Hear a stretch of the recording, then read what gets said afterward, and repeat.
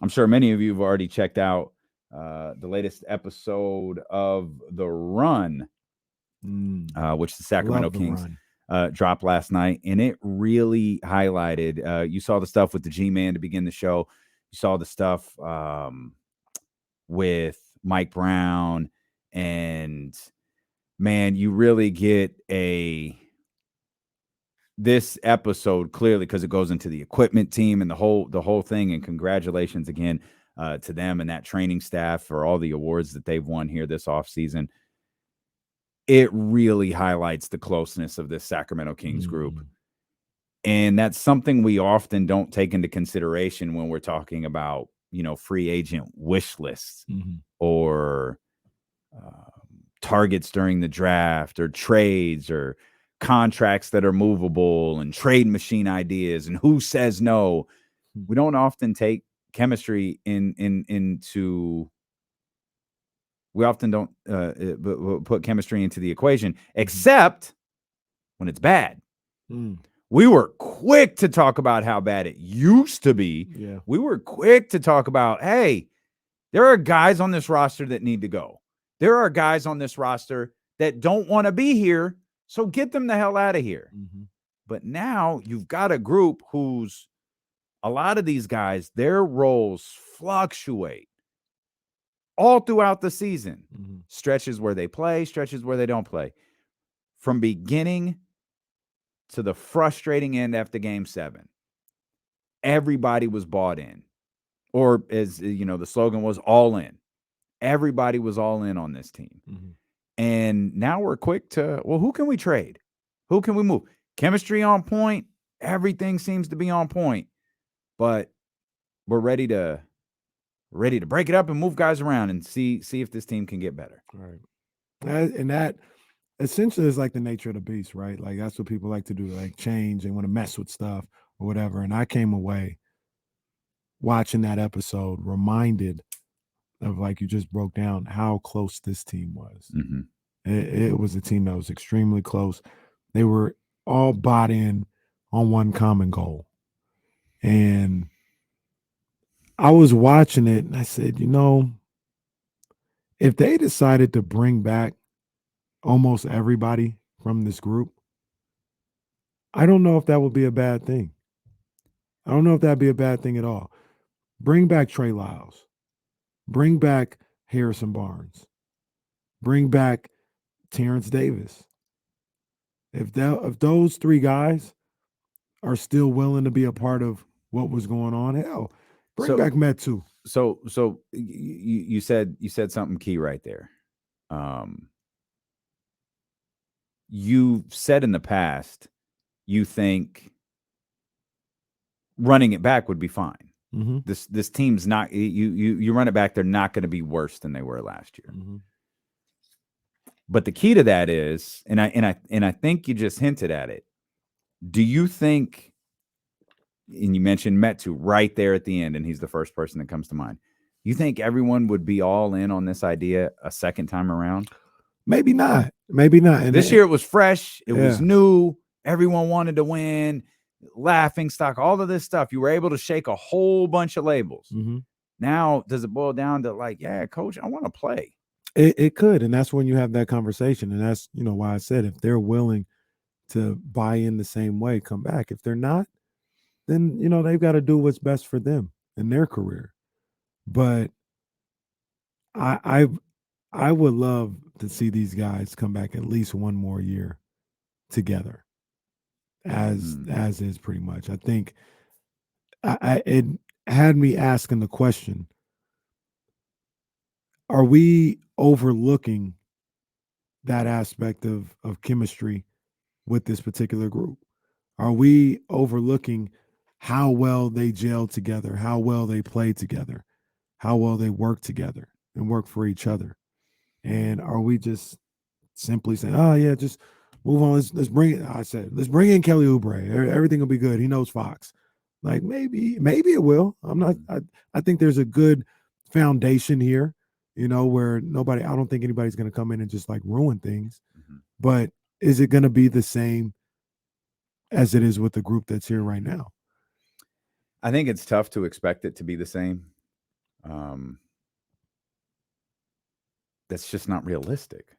Mm-hmm. It's I mean, you have you got to have your trendsetters, right? You got or we'll stick with the King's terms. You got to have your leadership council. Mm-hmm. You got to have that group set the tone for what you want and what you expect.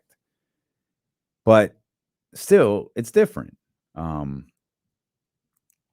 Oubre is a very, very different personality than a Trey Lyles or a Terrence Davis even.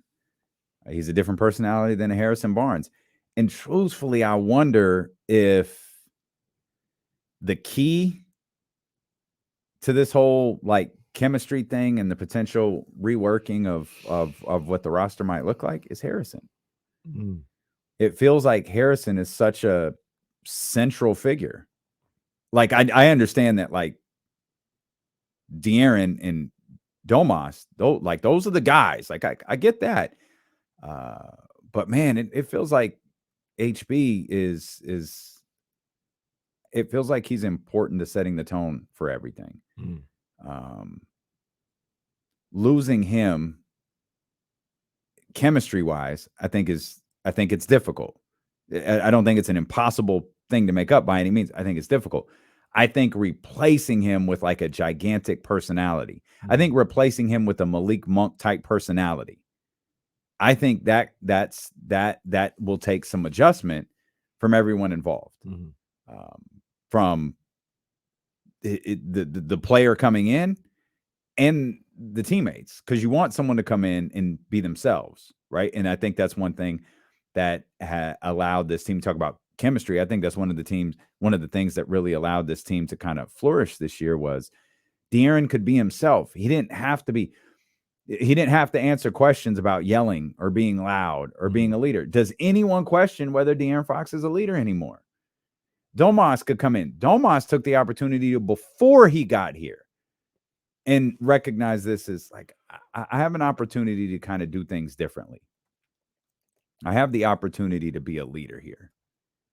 And they did that. Like he did that. So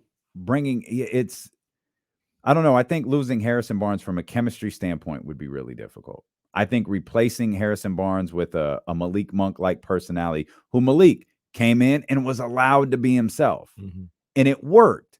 But I think it worked because of the personalities around him. You get 3-4 guys like Malik, those are where guys start chirping at each other during practice, and you hear, "Oh, practice was chippy today." Practice was chippy today. Right. But I mean, again, I don't think it's impossible by any stretch. I do think we've probably downplayed losing Harrison maybe a little more than we should have. Yeah, and I think about, let's just say Harrison Barnes. Let's stay right there. Are you going to get somebody that's going to be head and shoulders more impactful than Harrison Barnes with this trade situation, with this free agency? I don't think so. Yeah. I don't think so. Like I like Cam Johnson. I like Kelly Oubre. I like all those guys. I like OG. I think those guys I think they're better players than Harrison today. But they're not going to come in and average 25 and all of a sudden be your second best scorer or your first best. Like they're going to come in. Harrison put up 15 points last year, 15 points a night. Those guys, if you're lucky, like if everything's great, they'll probably come in averaging 17 a night. OG will probably play a little better defense, but just because OG isn't going to change the entire team's defense. Like we see now with Davion Mitchell, there's not a better defender guarding the ball in the game than Davion Mitchell. The team still struggled when he was out there and when he wasn't out there. So I feel like you have to look at what you're trying to do, who you're trying to bring in to get better, and say, all right, is this 1.5 points? Or this guy will probably be equal to 3 spots in your defensive ranking as a team. Is that worth the chemistry that you have right now. And in a lot of ways, I'd say no, to be totally honest with you. I know yesterday I said I wanted Kelly Oubre and all this other stuff, but that's something that you weigh in there. Like you just mentioned, the personality that you're bringing in. Is it enough? Is it worth enough? Is it enough of a game changer to move on from what you know? And I don't know. I honestly, if Harrison wanted to stay for a good amount, a fair amount, I wouldn't be mad at them bringing him back. Not by any means. Not by any means. And then you also look at like Harrison. Does anybody think the reason why they didn't beat the Warriors is because they had Harrison Barnes, a small forward? No, I don't think so. I don't believe that. So. You look at somebody, because I know, when we bring this up to James and other people, they're going to be like, well, Terrence Davis, guys like that, you got to look to improve from those positions. Does anybody think they lost that series because of Terrence Davis? No. Oh, you can make the argument they won the biggest game of their series or the season because they had a Terrence Davis out there. Mm-hmm. And then, all right, I think they should move on from Terrence Davis and go get, he's not in the league. We'll go get Carson Edwards. Like, is Carson Edwards that much better or that much of a game changer than a Terrence Davis? No. Plus, if Terrence is saying, he's one of those guys you talked about, if he's saying, yeah, I want to come back, I know what the role is, I know what it could be, but I really like being here, I'd bring him back. Celtics legend, Carson Edwards. Celtics legend, Purdue legend as well. There are other things, like if we took HB out of the equation and went with someone like Terrence or Trey or hell, even Alex Lynn. I know the belief is that Alex Lynn isn't coming back, but we also don't factor in, like we look at on the court stuff, right? And here we're talking about chemistry. We don't know what these guys do. Like we know Delly had an impact. Mm-hmm. Like, and we know Matthew Dellavedova's gone. Like Matthew Dellavedova's going back to Australia. We know that much now. Yep. But like Delly had an impact on this team, and that was clear. It was clear when he was on the floor. It was clear when he was on the bench. It was clear when the poor guy was walking around with his hand in the air. Like it was clear guys listened to him and had an impact. We haven't even taken into account, they lost a voice. They lost an important component. And sometimes we look at games and we look at production and we forget, hey, and I don't know that I'm just making an example here. Alex Lynn worked out with Domantas Sabonis every day. And Alex knew how to push Domantas Sabonis. And now Alex Lynn is gone. Well, who's going to push Domantas Sabonis now? Like, we don't take stuff like that into account. Again, that was a fictitious scenario I just created, but I'm saying that stuff happens and we don't take that stuff into account. Now, I'm not arguing that Monty McNair or Wes Wilcox or any general manager keeps players on rosters because they help another player work out. But those are things you have to keep in mind, in my opinion, and this is the key part, and this is the part we've talked about all year, if you can't definitively get better, maintain and improve. Okay, maybe the improvement, and you were on this months ago, maybe the improvement is with the 24th pick of the draft and Keegan Murray's second season. Maybe that's the improvement of the Sacramento Kings. Yeah. Maybe the OG Anunoby stuff is just completely fictitious. Maybe the Cam Johnson, Kelly Oubre, pick a player. That might not be realistic. I do think guys like Harrison is the one though. That's an 82 game starter. Terrence and Chimezie, Alex Lynn, those ones are a little bit tougher. Because as a general manager, you've got to put your coach in the best position as well. And if you took all three of those guys out, TD, sporadic play, right? In terms of when Mike Brown will put him in. Yeah. Same thing with Chimezie, same thing with Alex Lynn. You bring in three more guys. Well, those three more guys are replacing Alex Lynn, Chimezie Metu, and Terrence Davis. They're probably going to be in the exact same position. Someone is going to either have to overwhelmingly earn that spot, which none of them did. They all had their moments, but no one overwhelmingly earned their 82-ish game rotation. Mm-hmm. That's probably the caliber player you're filling that role with. Mm-hmm. Is another player. And maybe this time someone does. Yeah. Maybe that's the difference. Maybe this time someone comes in and earns an 82 game rotation spot. But those are the caliber players that you're replacing those players with. And at that point, you're hoping to maintain and improve. Like you're probably maintaining switching out those guys. But is there improvement there? We don't know. Yeah. We don't know. We create these scenarios where we let, guys who had DNPs for chunks of the year, and we're trading them for 3-time All-Stars. Right. But how? That's not realistic. Mm-hmm. Well, the trade machine says it works. Cool, bro. That's not realistic. And that's where we get into this. How is this team actually going to get better? Wow. And it very well might be your original point. 24 and Keegan Murray. They don't have a lot of moves, man. Hell, De'Aaron can get better. Domas can get better. Like those guys can get better too. Kevin Huerter can get better. Yeah, no doubt. Malik, all of them, everybody. HB, if he's back, he could get better. But in terms of like drastic change, 24 is the new player.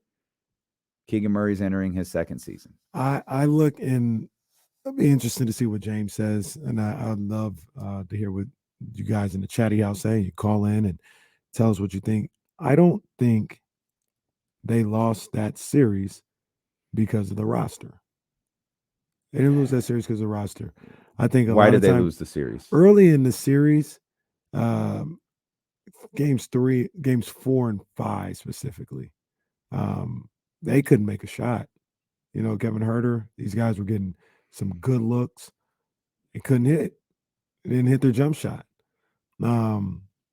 I know a lot of people will point to you need a rebounder and you need to bolster that up. But here's the thing I always say, like this, because we always talk about the backup center and help with the rebounding. Like that guy's not playing. Yeah, Sabonis is playing like 40 minutes a night, and it's probably going to be when Looney's out there, Sabonis is going to be out there. You're not going to be like, oh, Looney's out there. Let's put Plumlee out there and bench Sabonis. Like that's not going to happen. Like if you don't want Kevon Looney to get 23 rebounds, Sabonis and the rest of those guys out there have to play better. The answer isn't we need to go get another big. Mason Plumlee. Yeah, this guy's not even playing. Mm. He's not playing in that situation. So those types of things I think are more regular season moves where you're looking to steal a win here and there. I think that's what those types of players do. And by the way, that could happen in a postseason too, where a role player comes in. We talked about the performance that Christian Brown had. Christian Brown's not the reason the Nuggets won. It's really good. Like you hope for those big performances, but like, oh, Kevon Looney is rebounding like crazy. Put Mason Plumlee in and it'll stop. Probably not realistic. Kevon Looney came out of that Kings series and in the very next game had another 20 rebound performance against one of the best bigs in the game. Mm-hmm. Like he was in the zone. And then got benched.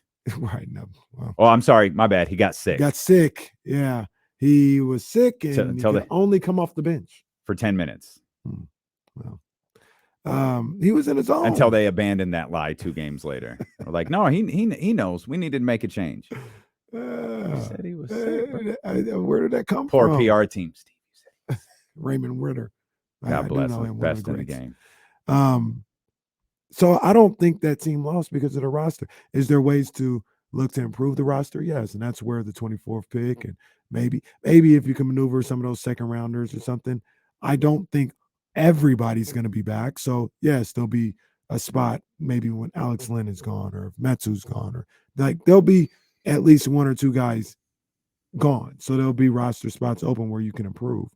But for the most part, I don't think the roster is the issue. I think keeping the chemistry there, these guys having more time together to improve as a unit.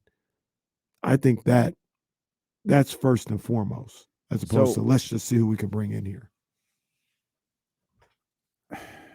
I understand everything you're saying.